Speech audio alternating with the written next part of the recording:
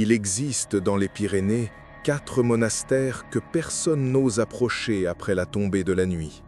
4 édifices de pierre et de silence où, en l'espace d'une seule nuit de 1887, tous les moines ont disparu. Pas de traces, pas d'adieu, juste des portes ouvertes battant dans le vent et des bougies encore allumées sur les autels. Ce que les autorités ont trouvé le lendemain matin a été classé secret pendant près de 60 ans. Ce que vous allez entendre maintenant aurait peut-être dû le rester pour toujours. L'hiver 1887 fut le plus rude que les Pyrénées aient connu depuis un siècle. L'école était fermée dès octobre, les villages isolés, et dans ces montagnes où la neige recouvre même les souvenirs, 4 monastères veillaient en silence. Saint-Michel du Précipice, Notre-Dame des Neiges éternelles, l'abbaye du silence rompu, et le plus ancien de tous, le monastère sans nom, perché à 2000 mètres d'altitude, là où même les aigles semblent hésiter à voler. Ces 4 lieux saints étaient reliés par un chemin de pèlerinage tracé au XIe siècle. Un chemin que les moines empruntaient une fois par an, lors de l'équinoxe d'automne, pour une procession secrète dont personne ne connaissait le sens véritable. Pas même les villageois des vallées qui, depuis des générations, baissaient les yeux quand passaient les frères encapuchonnés. On disait que ces moines gardaient quelque chose, un secret transmis depuis l'an 1000. Une vérité si lourde qu'elle nécessitait la prière constante de 96 hommes répartis dans 4 sanctuaires. 24 moines par monastère. 24 voix psalmodiantes jour et nuit, sans interruption, depuis 800 ans. Le 21 novembre 1887, un fermier du nom de Baptiste Mercier descendit de sa bergerie isolée pour vendre ses fromages au marché de Luz-Saint-Sauveur. C'est lui qui donna l'alerte. Les cloches s'étaient tues. Pour la première fois depuis que sa famille vivait dans ces montagnes, pour la première fois depuis que son arrière-arrière-grand-père avait bâti la ferme en 1702, le son des cloches monastiques ne résonnait plus dans la vallée. Le silence était si total, si anormal, que Baptiste raconta plus tard avoir ressenti une nausée en descendant le sentier, comme si l'absence de ce son familier créait un vide physique dans l'air. Une absence qui pesait plus lourd que n'importe quelle présence. Au village, personne ne voulut le croire. Les moines ne partaient jamais. Ils ne pouvaient pas partir. C'était leur serment, leur raison d'exister. Mais quand le curé du village tendit l'oreille vers les montagnes, il comprit. Le silence n'était pas seulement inhabituel. Il était obscène. Une expédition fut organisée le lendemain à l'aube. 12 hommes, dont le maire, le médecin et 3 gendarmes venus de Tarbes. Ils empruntèrent le chemin qui menait au monastère le plus proche, Saint-Michel du Précipice, à 4 heures de marche. Ce qu'ils découvrirent brisa quelque chose en eux, quelque chose qui ne guérit jamais vraiment. Le portail principal était grand ouvert, les volets claquaient contre les murs de pierre. À l'intérieur, la chapelle était figée dans un instant impossible. Les bougies brûlaient encore sur l'autel. 24 places dans les stalles du chœur. 24 psautiers ouverts à la même page. 24 chapelets posés sur les accoudoirs de bois. Mais pas un seul moine. Le médecin, un certain docteur Alphonse Durand, nota dans son rapport officiel un détail qui le hanta jusqu'à sa mort en 1923. Les bougies avaient été allumées récemment, très récemment. Leurs mèches étaient encore hautes, la cire à peine fondue, ce qui signifiait que les moines étaient là quelques heures plus tôt seulement. Et puis, tout aussi étrange, sur le sol de pierre, devant l'autel, une phrase avait été gravée à la hâte avec quelque chose de pointu. Les lettres étaient maladroites, précipitées, presque paniques. « Nous avons vu ce qui dormait. » Les hommes fouillèrent chaque recoin du monastère. Les cellules monacales étaient intactes, les lits défaits, les effets personnels abandonnés. Dans le réfectoire, le repas du soir attendait encore sur les tables, du pain rompu, du fromage entamé, des coupes de vin à moitié vides. Comme si les moines s'étaient levés d'un coup au milieu du repas et avaient disparu dans la nuit sans prendre le temps de rien emporter. Dans la bibliothèque, le maire découvrit les chroniques du monastère, des registres tenus depuis 1089, consignant chaque événement, chaque décès, chaque arrivée de novices. La dernière entrée datait du 20 novembre 1887. Une seule ligne, écrite d'une main tremblante. Le cycle est rompu, la procession n'a pas eu lieu. Nous entendons des pas dans le couloir interdit. Que Dieu nous pardonne notre faiblesse. Le couloir interdit. Aucun des hommes présents ne savait de quoi il s'agissait, mais en explorant les sous-sols du monastère, ils le trouvèrent. Une porte de fer, dissimulée derrière l'autel, descendait vers les entrailles de la montagne. Des marches taillées dans la roche vive s'enfonçaient dans une obscurité si dense qu'elle semblait absorber la lumière des lanternes. Personne n'osa descendre ce jour-là. Les 3 autres monastères révélèrent exactement la même scène. À Notre-Dame des Neiges éternelles, 24 psautiers ouverts, 24 chapelets abandonnés. Et sur le mur de la sacristie, griffonnée au charbon, la même phrase. « Nous avons vu ce qui dormait ». À l'abbaye du silence rompu, les moines avaient laissé derrière eux leurs habits monastiques, pliés avec soin sur leur lit, comme s'ils avaient choisi de partir en simples hommes, dépouillés de leur vocation. Dans la chapelle, une croix renversée gisait au sol, son Christ de bronze fixant le plafond d'un regard éteint.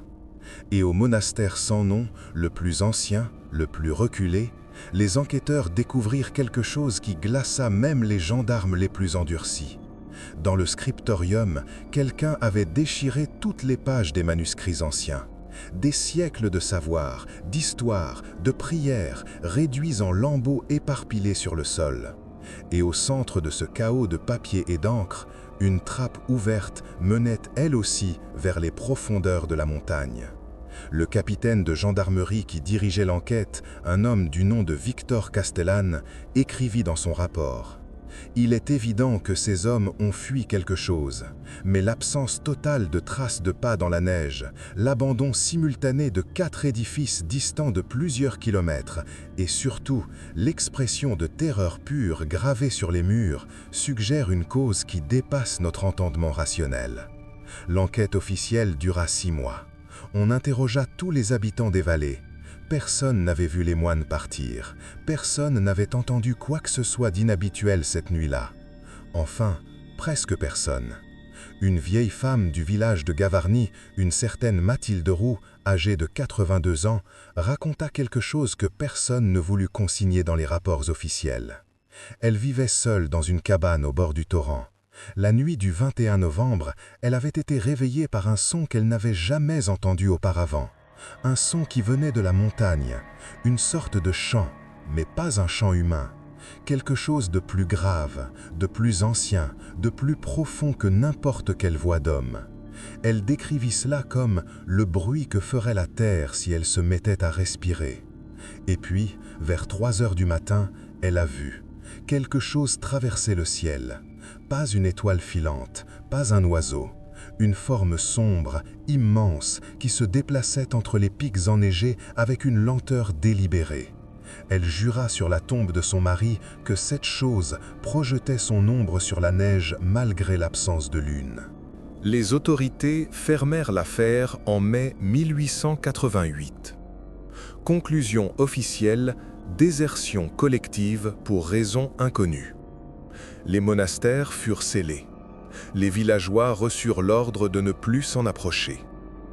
Mais les histoires, elles, ne s'arrêtèrent jamais. Les bergers qui passaient près des ruines rapportaient des phénomènes étranges. Des lumières qui bougeaient derrière les vitraux murés. Des chants qui résonnaient certaines nuits portés par le vent. Et surtout, cette sensation insoutenable d'être observé par quelque chose qui se tenait juste derrière votre épaule. En 1901, un groupe de 4 étudiants parisiens décida de percer le mystère. Ils forcèrent l'entrée du monastère sans nom, armés de lanternes et d'un appareil photographique dernier cri. Ils ne redescendirent jamais. Leurs corps furent retrouvés 3 semaines plus tard par une équipe de sauveteurs. Tous les 4 étaient regroupés dans la chapelle, recroquevillés les uns contre les autres comme des enfants terrifiés.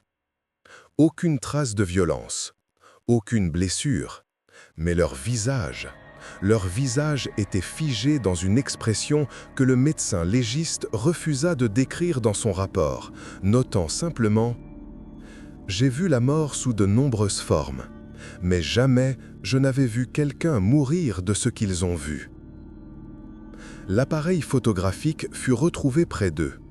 Les plaques de verre étaient toutes exposées. Toutes, sauf une. Cette unique photographie existe encore aujourd'hui, conservée dans les archives départementales des Hautes-Pyrénées. Elle n'a jamais été rendue publique. Ceux qui l'ont vue refusent d'en parler. Dans les années 1930, un historien nommé Jean-Baptiste Fournier obtint l'autorisation d'accéder aux archives secrètes du diocèse. Il cherchait à comprendre l'origine de ces 4 monastères et la raison de leur existence. Ce qu'il découvrit changea sa vie. Les 4 monastères n'avaient pas été construits pour louer Dieu. Ils avaient été érigés pour emprisonner quelque chose. Dans un manuscrit datant de 1094, rédigé en latin et signé par un évêque dont le nom avait été effacé, Fournier trouva la vérité. Lors de la première croisade, des moines soldats avaient ramené quelque chose de Terre Sainte. Pas une relique sainte, pas un trésor, quelque chose d'autre, quelque chose qu'ils avaient trouvé sous les ruines d'un temple antérieur au christianisme, antérieur même aux Romains. Le manuscrit utilisait un mot en grec, kathargéo, celui qui dissout, celui qui défait. Cette entité avait été transportée jusqu'aux Pyrénées et scellée dans les profondeurs de la montagne, sous 4 points cardinaux. Les monastères avaient été construits au-dessus et les moines avaient pour unique mission de maintenir le sceau intact par leur prière perpétuelle. 24 voix dans chaque monastère, 96 voix au total, un cycle de prière qui ne devait jamais s'interrompre. Parce que, si le chant s'arrêtait, le texte s'interrompait là. Les pages suivantes avaient été arrachées. Mais dans la marge, quelqu'un avait ajouté une note à l'encre rouge, beaucoup plus récente. Une écriture du 19e siècle. 1887. Le cycle a été rompu. Nous avons échoué. Qu'il nous pardonne. Jean-Baptiste Fournier passa les 10 années suivantes à essayer de reconstituer l'histoire complète. Il interrogea des moines bénédictins, des érudits, des occultistes. Il apprit que le secret des 4 monastères avait été transmis de génération en génération, d'abbé en abbé, sans jamais être consigné par écrit. Jusqu'à ce qu'un événement brise la chaîne. En octobre 1887, l'abbé du monastère sans nom mourut subitement. Il était le gardien du secret le plus ancien, celui qui connaissait les mots exacts du sceau. Mais sa mort fut si rapide, si inattendue, qu'il n'eut pas le temps de transmettre le savoir complet à son successeur. Le nouveau prieur, un jeune moine de 32 ans, essaya de continuer les rituels. Mais il ne connaissait pas l'intégralité des formules. Il fit de son mieux. Ce ne fut pas suffisant. La procession de l'équinoxe, ce pèlerinage secret entre les 4 monastères, ne fut pas accomplie correctement. Les prières étaient incomplètes, les gestes erronés. Et quelque chose, dans les profondeurs, remarqua la faille. Fournier retrouva un témoignage extraordinaire en 1938. Une lettre cachée dans les affaires d'un moine qui avait quitté les ordres en 1886, un an avant la disparition. Ce moine, frère Antoine Deschamps, avait écrit à sa sœur « Je ne peux plus rester ici. Chaque nuit, j'entends des choses sous nos pieds. Des grattements, des murmures dans une langue qui fait saigner mes oreilles. Les frères plus anciens disent que c'est normal, que cela a toujours été ainsi, que nos prières maintiennent la chose endormie. Mais moi, je sais qu'elle est en train de se réveiller. Je le sens dans mes os, dans mes rêves. Elle nous appelle par nos noms. Elle connaît nos péchés. Elle promet des choses que je n'ose pas écrire. J'ai peur de ce que je pourrais faire si je reste. J'ai peur de ce que nous gardons réellement ici. Ce n'est pas Dieu que nous servons dans ces murs, c'est la peur. Frère Antoine quitta le monastère en décembre 1886. Il fut retrouvé mort 2 mois plus tard, pendu dans la grange de sa sœur. Sur le mur, écrit avec son propre sang, un message. « Elle m'a suivi ». La Seconde Guerre mondiale éclata et l'histoire des monastères tomba dans l'oubli. Fournier lui-même disparut en 1942, probablement déporté. Ses notes furent perdues. Mais les monastères, eux, restent. En 1975, un groupe de spéléologues explora les grottes sous le monastère sans nom. Ils découvrirent un réseau de galeries s'enfonçant à plus de 800 mètres sous terre. Des tunnels taillés par la main de l'homme ou par quelque chose qui imitait la main de l'homme. Au plus profond, ils trouvèrent une chambre circulaire. Les murs étaient couverts de symboles qui ne correspondaient à aucune langue connue. Au centre, une dalle de pierre fendue en deux. Vide. Quoi qu'il y ait eu là-dessous n'y était plus. Le chef de l'expédition, un certain Marcel Toussaint, refusa de redescendre. Il raconta à un journaliste local, des années plus tard, que dans cette chambre souterraine, il avait senti une présence. Pas hostile, pas malveillante, juste curieuse. Comme si quelque chose les observait, essayant de comprendre ce qu'étaient ces créatures de chair qui osaient pénétrer son ancien domaine. J'ai eu l'impression, dit-il, que nous étions des insectes examinés par un enfant très très vieux. Un enfant qui avait oublié comment jouer sans détruire. Aujourd'hui, les 4 monastères sont toujours debout. Personne n'y vit, personne n'y prie. Les portes sont condamnées, les fenêtres murées. Mais si vous demandez aux habitants des villages environnants, ils vous diront que certaines nuits, quand le vent souffle dans la bonne direction, on entend encore des chants. Pas des chants de prière, quelque chose d'autre. Quelque chose qui vient d'en bas. En 2003, un jeune randonneur parisien décida de bivouaquer près du monastère sans nom. Il disparut. Son sac à dos fut retrouvé 3 jours plus tard devant le portail principal qui, selon les autorités, était pourtant scellé depuis 1901. À l'intérieur du sac, son journal intime.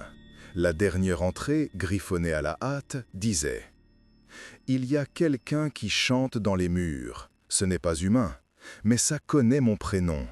Ça me demande de descendre. Ça dit que les moines ont refusé, mais que moi, je peux écouter. Ça dit que ça a tellement de choses à me montrer. Je crois que je vais descendre, juste pour voir, juste pour comprendre. On ne le revit jamais. Il y a une chose que personne ne dit publiquement. Une chose que les archives officielles ne mentionnent pas, mais que les vieux des villages savent. Les 96 moines n'ont pas fui. Ils sont descendus. Ils ont répondu à l'appel. Ils ont ouvert les portes qu'ils étaient censés garder fermées. Parce qu'après 800 ans à entendre des murmures sous leurs pieds, après 800 ans à prier pour maintenir endormi quelque chose dont ils ne comprenaient pas la nature, ils ont voulu voir, ils ont voulu savoir, et maintenant, ils savent. Certains disent que si vous descendez assez profond, si vous trouvez les bonnes galeries, si vous suivez les symboles gravés dans la pierre, vous pouvez encore les entendre. 96 voix qui psalmodisent dans l'obscurité, mais ce ne sont plus des prières qu'ils chantent. Il existe une photographie, une seule, prise par un satellite de l'IGN en 2011 lors d'un relevé topographique des Pyrénées. Sur cette image thermique, on voit clairement les 4 emplacements des monastères abandonnés, 4 points froids dans la montagne. Logique, puisque personne n'y vit depuis plus d'1 siècle. Mais si vous regardez attentivement, si vous zoomez sur l'image, on voit une signature thermique, quelque chose de chaud, très chaud, qui se déplace sous la terre.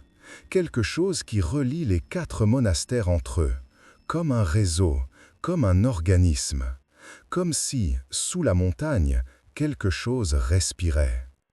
Les techniciens qui ont analysé l'image ont d'abord pensé à une activité volcanique. Mais il n'y a pas de volcan dans les Pyrénées, pas depuis des millions d'années. Alors, ils ont classé cela comme une anomalie technique, parce que l'alternative était trop dérangeante. Voilà l'histoire des 4 monastères abandonnés des Pyrénées. Voilà ce que 96 hommes ont gardé secret pendant 800 ans. Et voilà ce qui s'est réveillé la nuit où leurs prières se sont tues. Aujourd'hui encore, les autorités interdisent l'accès aux ruines. Officiellement pour des raisons de sécurité. Les murs sont fragiles, les toits peuvent s'effondrer. Mais si vous parlez aux gendarmes locaux, après quelques verres, ils vous diront la vérité. On interdit l'accès parce que ceux qui y entrent changent. Ils redescendent de la montagne avec quelque chose dans leur regard, quelque chose d'ancien, quelque chose qui n'aurait jamais dû remonter à la surface. Et ils reviennent, encore et encore, attirés par les ruines, comme s'ils avaient entendu un appel qu'ils ne peuvent plus ignorer. Comme si quelque chose, là-dessous, avait besoin de témoins. Alors, je vous pose la question. Si vous saviez qu'il existe, quelque part sous vos pieds, une chose si terrifiante que 96 hommes ont consacré leur vie entière à la maintenir endormie. Si vous saviez que cette chose est maintenant libre, qu'elle se déplace sous terre, qu'elle murmure aux vivants et transforme la curiosité en obsession, est-ce que vous voudriez savoir ce que c'est? Est-ce que vous descendriez? Les moines, eux, ont choisi, et maintenant ils chantent dans le noir, pour toujours. Peut-être que la vraie question n'est pas « qu'est-ce qui dort sous les monastères ?» mais plutôt « qu'est-ce que ça devient quand ça ne dort plus ?» Si cette histoire vous a glacé le sang, si vous avez regardé derrière vous en l'écoutant, si vous vous demandez maintenant ce qui pourrait être enfoui sous vos propres pieds, laissez un commentaire. Dites-moi, croyez-vous vraiment que c'est juste une légende? Ou avez-vous déjà entendu quelque chose chanter dans le silence? Abonnez-vous, parce que certaines histoires ne veulent pas rester enfouies, et celle-ci n'est peut-être que le début. Vous êtes encore là? Vraiment? Alors écoutez bien. Ce bruit que vous entendez, ce craquement dans votre maison, ce murmure que vous attribuez au vent, vous êtes sûr que c'est juste ça? Parce que maintenant que vous connaissez l'histoire, maintenant que vous savez ce qui se cache sous la terre, peut-être que quelque chose, quelque part, sait que vous savez. Et peut-être, juste peut-être, que ça n'aime pas ça.